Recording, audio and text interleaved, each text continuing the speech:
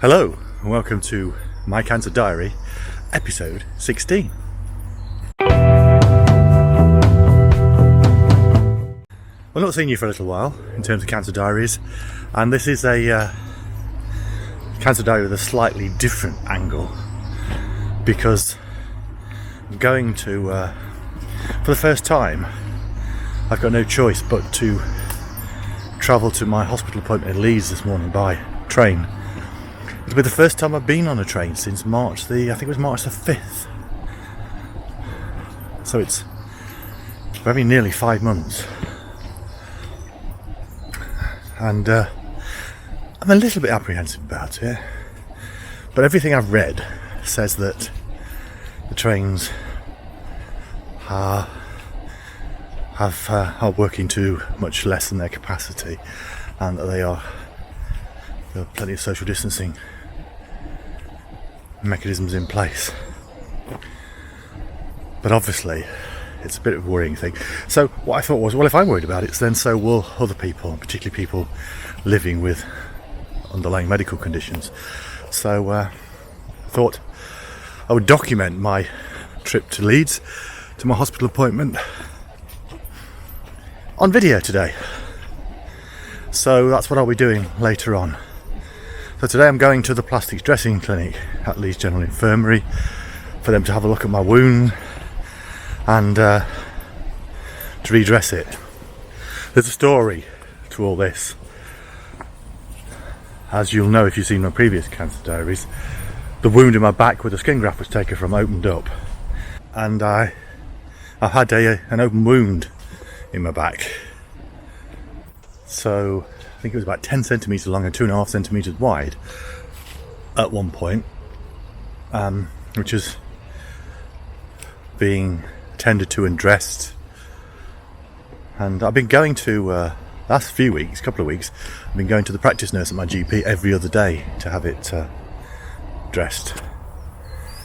And yeah, I was there yesterday and she said it was now 6.5 centimetres long and 2 centimetres wide. So it's healing gradually.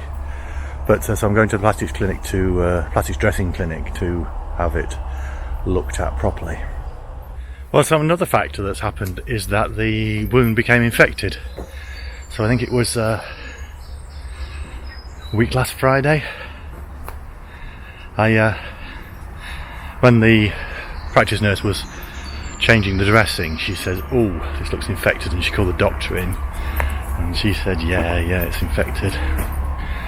So I was prescribed some antibiotics, and so I started taking those on the Saturday. Then on the Wednesday I got a text because they took a swab from the wound to send off to be analysed, and on the Wednesday I got a text from the doctors saying, "Please stop taking the antibiotics you've been prescribed. We've ordered you some new ones." So I got some new powerful ones. Came in on Wednesday, and the nurse says it's clearing that. It was nearly cleared up now. The infection had some horrible, nasty green gunky stuff coming out of the wound for a while.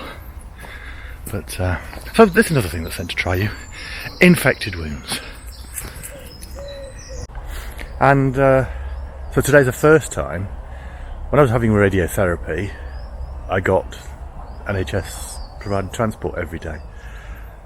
And then since then, it's difficult to get that for the sort of one-off appointments I've been having since then. So I've had a family member taking me to, well, a couple of family members at different times taking me to Leeds for those appointments, but neither of them are available today.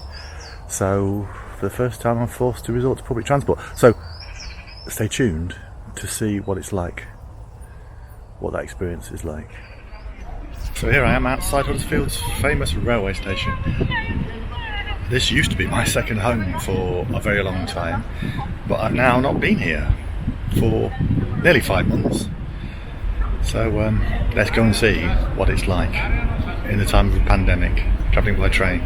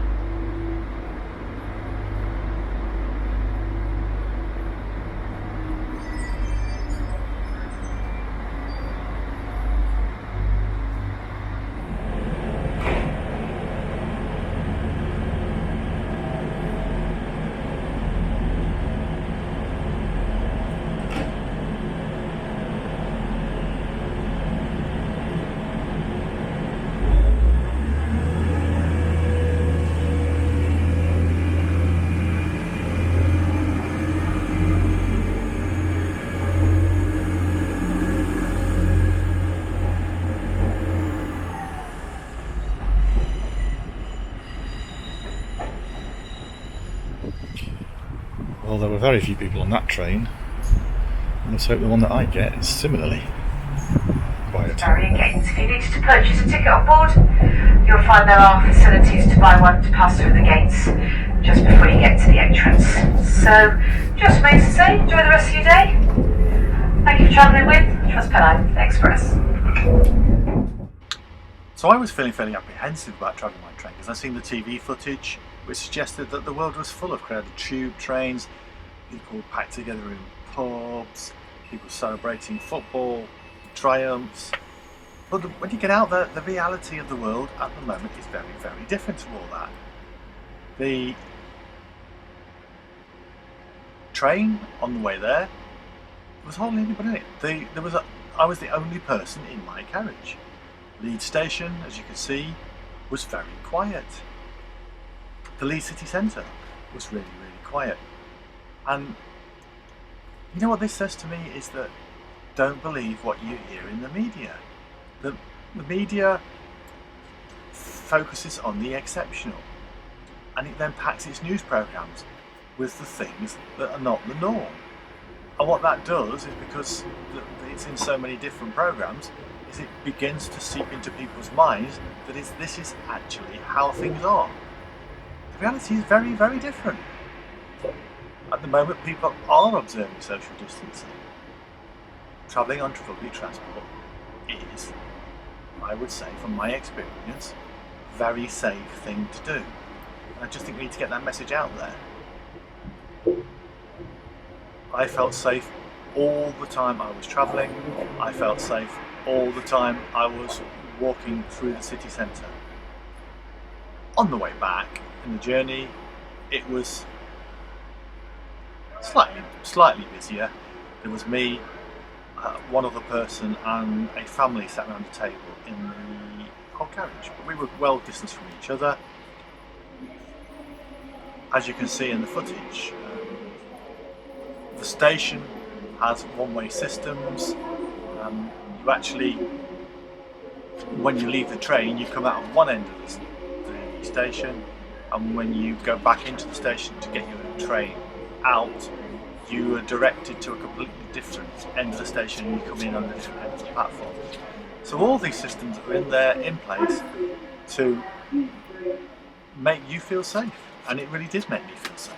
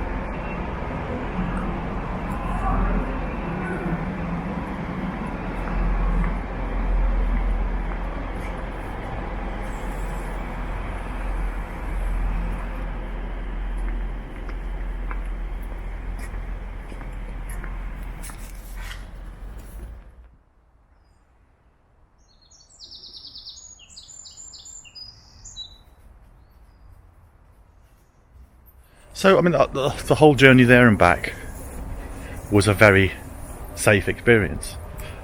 It felt safe. I don't know how the trains are going to carry on running at those kind of capacities and generating revenue, but I didn't feel unsafe at any point during the journey. And so, as I say, don't believe the exceptional stories you see on the news. Well, you can believe that they are, but treat them as exceptions. It's not how things generally are. So, on my cancer journey, yesterday I went to the plastics dressings clinic, the Leeds General Infirmary, and while I was there I saw the physiotherapist, and she started poking around in my armpit and said,